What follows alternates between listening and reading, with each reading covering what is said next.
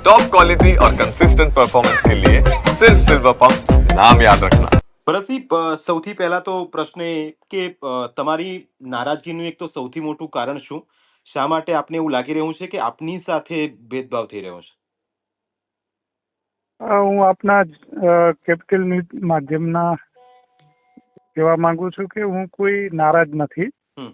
એક સિસ્ટમમાં જે રીતે આદરણીય રાહુલ ગાંધીજીએ અ, જે ગુજરાતમાં સંગઠન સૃજન અભિયાન તહત જિલ્લા કોંગ્રેસના પ્રમુખોની નિયુક્તિ કરી અને પ્રભારીશ્રી પણ આવ્યા, પ્રદેશના પ્રભારીઓ આવ્યા, નેશનલ એઆઈસીસી માંથી પણ અમારા પ્રભારીશ્રી ઝારખંડથી આવ્યા હતા, પૂર્વ પ્રદેશ પ્રમુખશ્રી.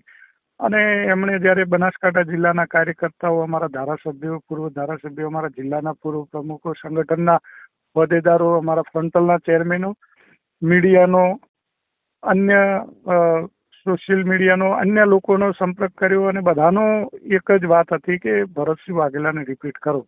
હમ. પરંતુ ક્યાંક ને ક્યાંક કોઈ એક વ્યક્તિના કારણે, એમના હમના કારણે મારી નિમણૂક નથી થઈ. એ બાબતે ક્યાંક મારી નારાજગી છે. મારી નારાજગી કોઈ પાર્ટીથી યા ગુલાબસિંહભાઈથી નથી. મારો પ્રશ્ન સીધો આપને એ છે, જ્ઞાનીબેન જ્યારે લડતા હતા ત્યારે આપની ભૂમિકા સૌથી મહત્વપૂર્ણ હતી, કારણ કે વોટની વાત હોય, મતદારો સુધી પહોંચવાની વાત હોય, જ્ઞાનીબેનને જીતાડવાની વાત હોય, તો પછી શું આપ જે નામ લઈ રહ્યા છો એ જ્ઞાનીબેનની કારણે આપને એવું લાગે છે કે ક્યાંક મનભેદ થયો અને આપને રિપીટ ન કરવાની જે વાત છે એના કારણે થઈ?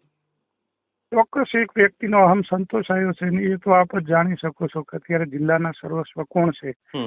અને મારું જ્યારે સર્વાનુમતે નામ સિંગલ થઈ ગયું હોય, એક નામ હોય, હમ. બધા જ આગેવાનો સંમત થઈ ગયા હોય, ત્યારે ક્યાંક ને ક્યાંક મને મારા માધ્યમોથી પણ જાણવા મળ્યું છે કે એમના હમ સંતોષવાના કારણે અમારા જેવા હજારો કાર્યકર્તાઓને જો આ રીતે ભોગ લેવાશે તો પછી કઈ રીતે પક્ષ ચાલશે.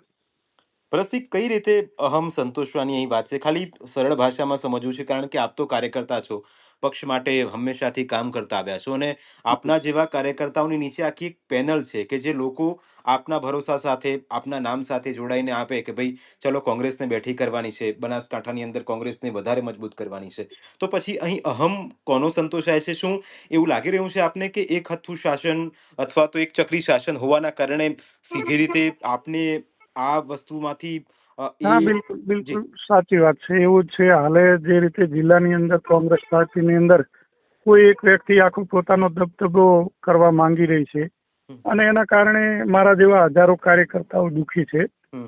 કાર્યકર્તાઓનો અવાજ સાંભળીને જો તમે નિયુક્તિ કરી હોત તો આજે અસંતોષ ના હોત. આજે ભલે કાર્યકર્તા બોલતા નથી, હું કેપિટલ ન્યૂઝના માધ્યમથી કહેવા માંગુ છું, આપણે નીચે સુધી કાર્યકર્તાઓનો સંપર્ક કરશો, વાત કરશો તો કાર્યકર્તાઓ પણ બોલશે.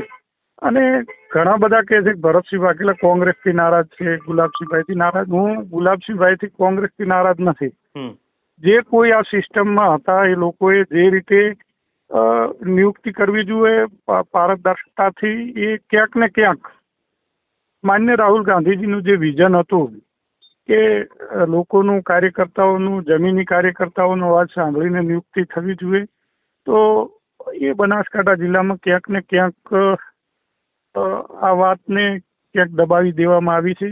અને હું તો આપની ચેનલના માધ્યમથી પણ કહું છું કે અમારા એઆઈસીસીના પ્રભારીઓ, પ્રદેશના પ્રભારી શ્રી આવ્યા અને એમણે જે રિપોર્ટ કર્યો એ રિપોર્ટ ઓપન કરવામાં આવે તો દૂધનું દૂધ ને પાણીનું પાણી થઈ જશે.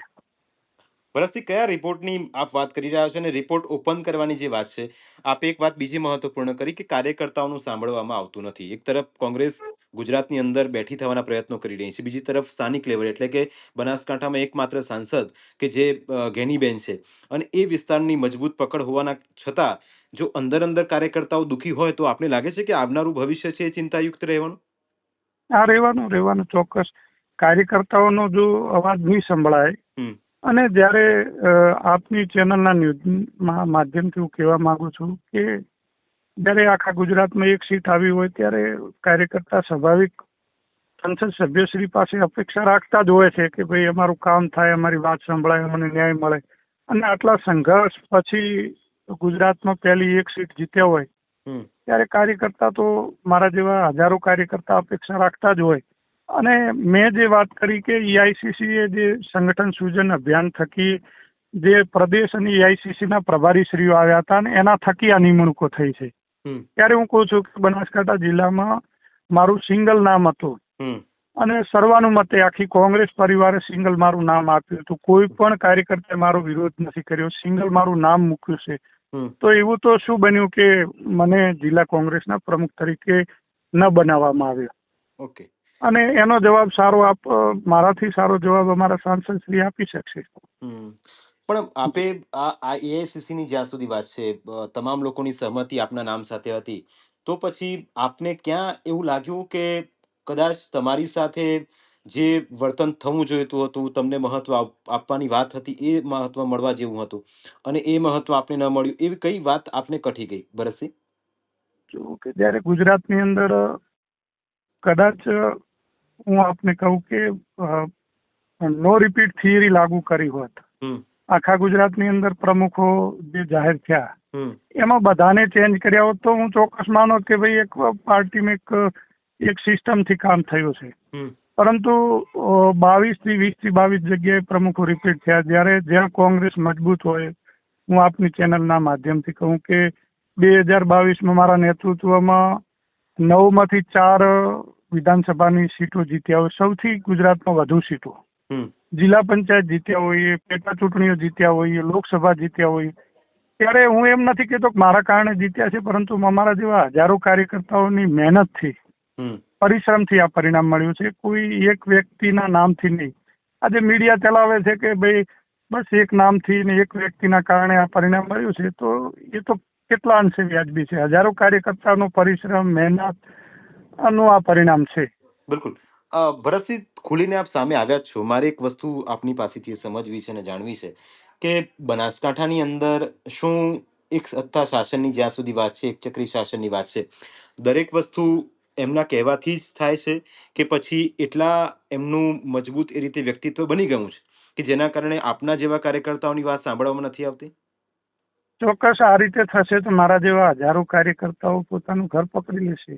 હમ અને હાલ તો એવું જ અમને મહેસૂસ થાય છે કે કોઈ એક વ્યક્તિના કારણે કોંગ્રેસ પાર્ટીમાં એક જ નિર્ણય લેવાતો હોય એવું મારા જેવા હજારો કાર્યકર્તાઓને આપ પૂછશો ને, સિનિયર આગેવાનો, તો પણ એ પણ કહેશે ખુલીને.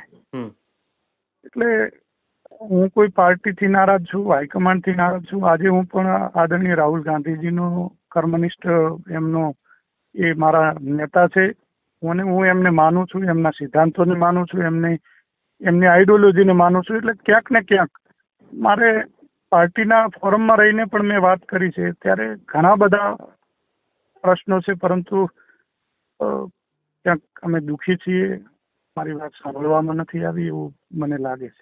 બિલકુલ ભરતસિંહ, કારણ કે આપની હું પ્રોફાઇલ જોતો હતો, 18 વર્ષથી સતત આપ સક્રિય કાર્યકર્તા તરીકે રહ્યા છો. 2002થી તાલુકા કોંગ્રેસ, 2007 સુધી આપે જવાબદારી નિભાવી તાલુકા પંચાયત ઉપપ્રમુખ અને પ્રમુખની. 2007થી 21 જિલ્લા યુથ કોંગ્રેસના ઇલેક્ટેડ પ્રમુખ આપ રહ્યા. 2009માં પ્રદેશ કોંગ્રેસ મંત્રી અને પાટણ જિલ્લા કોંગ્રેસ પ્રભારી રહ્યા. અને આ ઉપરાંત 2022થી જિલ્લા કોંગ્રેસ પ્રમુખ, જાગીરદાર સમાજના આગેવાન તરીકે આપની મહત્વપૂર્ણ ભૂમિકા રહી છે. અને બીજું કે બનાસકાંઠામાં જાગીરદાર સમાજના 1,40,000 જેટલા મત છે.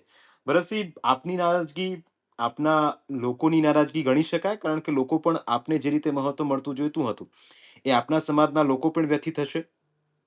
ચોક્કસ હું કહી શકું કે આપે વાત કરી કે હું 18 વર્ષની ઉંમરે તાલુકા કોંગ્રેસ સમિતિનો સૌથી નાની વય સંગઠનનો પ્રમુખ બન્યો હતો. હમ અને લગાતાર હું કોંગ્રેસ પાર્ટી સાથે કામ કરતો આવ્યો છું. આજે 22 વર્ષ થયા મને જાહેર જીવનમાં. એમાં મેં મારા જીવનની અંદર ક્યારે કોઈ પાર્ટીથી પર રહીને કામ નથી કર્યું. જે પાર્ટી મને જવાબદારી આવી, પૂરી નિષ્ઠાપૂર્વક અને સફળતાપૂર્વક મેં પાર્ટીનું કામ કર્યું છે. ત્યારે ચોક્કસ આપ જોઈ શકો છો કે બનાસકાંઠા જિલ્લાની અંદર ભારતીય જનતા પાર્ટી જો લોકસભા હારે, જિલ્લા પંચાયતો હારે, સંગઠનમાં અન્ય નગરપાલિકામાં હારે, છતાં પણ ભારતીય જનતા પાર્ટી એમના જિલ્લા પ્રમુખને રિપીટ કરી શકતી હોય તો સ્વાભાવિક મને અપેક્ષા હતી કે મારી પાર્ટી ચોક્કસ મારી કદર કરી અને મને ફરીથી રિપીટ કરશે. એટલી તો સૌ કોઈને અપેક્ષા હોય જ. પણ ભરતસિંહ, ક્યારે આપે જે નામ આપ લેતા નથી અને આપ કહી રહ્યા છો કે એક ચક્રી શાસન બનાસકાંઠાની અંદર ચાલી રહ્યું છે, શું આપે વ્યક્તિગત એમને રજૂઆત કરી કે મારી આ વ્યથા છે, તમે શા માટે નામ કમી કરવાની વાત હતી, અથવા તો મારું નામ છેક સુધી નક્કી હતું, તો પછી એને કટ કરવા શા માટે પ્રયત્નો કરવામાં આવ્યા? શું આપની રૂબરૂ વાતચીત થઈ એમની સાથે? થઈ હતી. મેં માન્ય સાંસદ શ્રીને જ્યારે મેં વાત કરી હતી, અમારી મીટિંગ હતી, ત્યારે મેં પણ કહ્યું હતું કે બેન, મારી ઈચ્છા છે આ વખતે મને સંગઠનનું કામ કરવા આપો.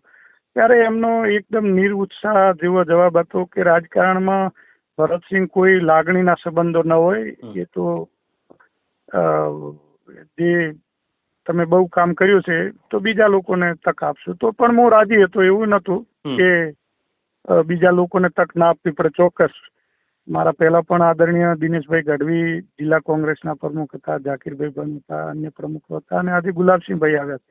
એ સંગઠનની પ્રક્રિયા નિરંતર છે, પરંતુ થોડીક જો અમને બધાને વિશ્વાસમાં લઈ અને વાત કરી હોત, એમની ઈચ્છા હતી કે સંગઠનમાં પ્રમુખનું નામ બદલાવવું છે, તો અમે બધા સંમત હોત. પરંતુ જ્યારે બધા જ લોકોએ કાર્યકર્તાઓ સિંગલ નામ આપ્યું હોય, એને છતાં એક વ્યક્તિના અહમ સંતોષવાનું પાર્ટી કામ કરશે, તો આ તો ક્યાંક ને ક્યાંક કોંગ્રેસ પક્ષને નુકસાન પડશે. બિલકુલ નુકસાનની વાત આવી છે ભરતસિંહ. એ પ્રશ્ન પર આવું એ પહેલા મારે આપણે સીધો પ્રશ્ન છે, પ્રદેશ જે કોંગ્રેસ છે ત્યાં આપે આપની રજૂઆત કરી? હજી સુધી અમારા એઆઈસીસીના પ્રભારી શ્રી મને ફોન કર્યો તો મેં મારી વ્યથા પાર્ટી ફોરમમાં કરી છે. મેં આદરણીય રાહુલ ગાંધીજીને પણ મેલ કર્યો છે, આદરણીય અમારા અધ્યક્ષ ખડગેજીને પણ મેલ કર્યો છે, અમારા પ્રભારી મુકુલ વાસનિકજીને પણ મેં મેલ કર્યો છે.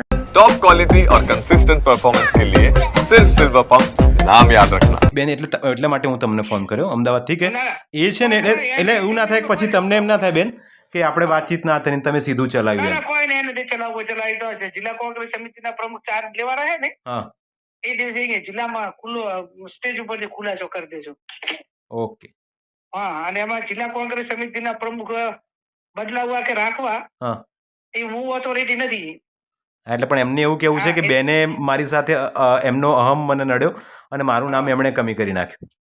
હા, પણ એ તો એમની પાસે એવિડન્સ હોય તો લાવે, અને હું ઓથોરિટી નથી. એમ કમી કરવા એની ઓથોરિટી નથી. એમને પ્રમુખ રાખવા કે ના રાખવા એની ઓથોરિટી પણ હું નથી. એમ ઓકે, એટલે કે એમને પ્રમુખ બનાવે ત્યારે કોઈકને રાજીનામું આપવું જ પડ્યું છે ને, અથવા લેવું પડ્યું છે. હા, એટલે આપણે ભરતસિંહ માટે છે ને, એ કોઈ ને એમના માટે કોઈ હારું જ નથી. એમને પ્રભારી અલકાબેન હારા ના હોય, એમને બળદેવજી હારા ના હોય, એમને ગુવાભાઈ 2012 ફોર્મ ભર્યું હેઠળ ના હારા હોય, 2017 ના હારા હોય, 2022 શિવાભાઈ ભર્યું હેઠળ ના હારા. એટલે એમના માટે કોઈ હારું નથી. એમ ઓકે, એટલે એમને એવું કેવું છે કે એઆઈસીસી નો જે રિપોર્ટ ખુલે ને, તો એની અંદર બધું દૂધનું પાણીનું પાણી થઈ જાય. હા, તો પણ એ ઓથોરિટી હોય એની પાસે ખુલાવે. એટલે એમણે મેલ કર્યો છે રાહુલ ગાંધીને. તમને સ્પષ્ટ કીધું છે, મારો એમને રિપોર્ટ જોતો હોય તો આપવા માટે તૈયાર છું. મેં શું રિપોર્ટ કર્યો છે. ઓકે. હા, ઓકે. અને એ ઓથોરિટી પાસે પડ્યો છે ને, એમને કોપી જોતી છે ને, તો હું આપી દઈશ. પણ પછી એમને એવડું મોટું કરવા માટે ના ઓથોરિટી નથી, અને છતાં આપી દઈશું. એમ ઓકે, એમને જરૂર હશે તો. ઠીક છે બેન, ઠીક છે.